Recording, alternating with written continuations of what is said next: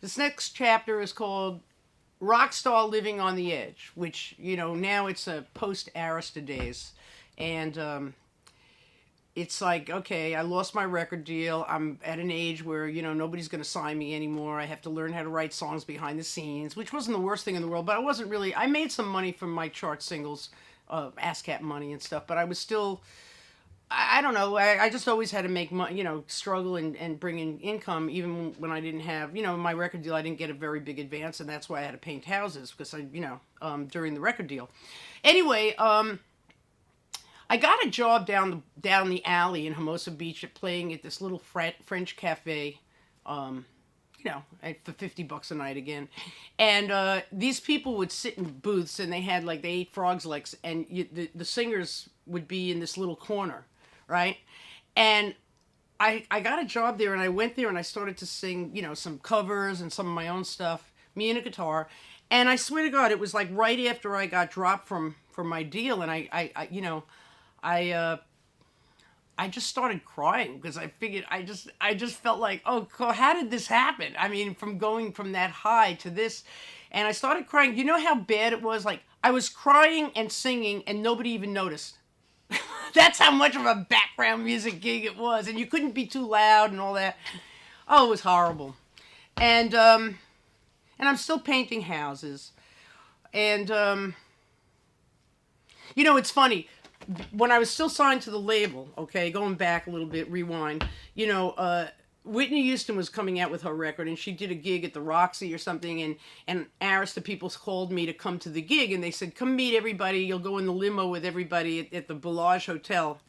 So, you gotta understand, I'm still driving around in this rusted old Chevy, right? This boat Chevy, right? I still have it. And, so I called whoever I'm supposed to call to coordinate meeting them, and oh, Jane, we don't have enough room for you. And so I drive up to the Roxy with my old boat to valet park this old rusted thing, and I realized that the fact that they didn't have enough room for me in this limo with Arista to go see Whitney Houston, that was the end of my record deal, and it was. But that was the first sign, okay? So I go to this thing, and I'm praying that nobody sees my car because I'm a little embarrassed. I'm supposed to be, I'm on the label and everything. And then I had to take pictures with Whitney Houston because she was the other new artist that was coming out. My record came out before hers. So, so that was the beginning of the end. I knew that was the days were over, and so I started to write songs for film and TV. I had a lot of my old music business people were getting into film music. So they would call me and they say, would you want to write a song for this? And I said, no, this is a good career. I love this. I loved writing songs. And I got paid. That was in the days when it wasn't so saturated, and they paid they paid me to do the production and sing it and write it. And they paid me to write it, even if they didn't take it. I mean, there's no way that, they do that anymore. But, so I did this one. This was my first thing, and my producer, Jimmy Ina, actually got me this gig, with this production company, Robert Redford's production company, for this really great movie called Promised Land. It's not the latest Promised Land, but with Keith Sutherland and everything. And they said, "Look, right, we want a Bruce Springsteen kind of thing, and you do that. You do that. So we want something like that." And so that was great. I remember going to meet the producers and at the, I think it was Paramount Pictures or whatever. And I remember I took my old Chevy, and I went over they had the park, in a parking lot where they have the forks going the opposite way. And if you go the wrong way, you just break up your tires.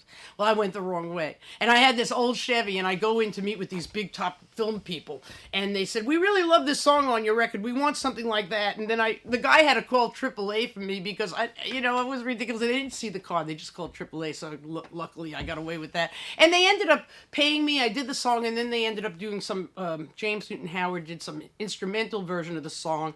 And it ended up on a soundtrack album. So it was really cool. And they played it on a radio station, a new age radio station in LA, which was really cool.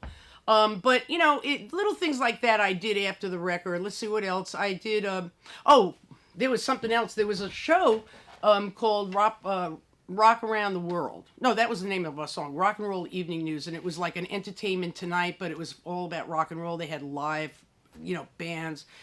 First show was not Whitney Houston, Paul McCartney, Paul Simon. Let's see, who else? Paul Simon, Paul McCartney. I don't know. They had all these big stars hosting the show, and they would go to, Australia and interview Sting, and they did all that kind of stuff. And they had like a live band instead of a video. They'd have people playing live, and they needed a theme song.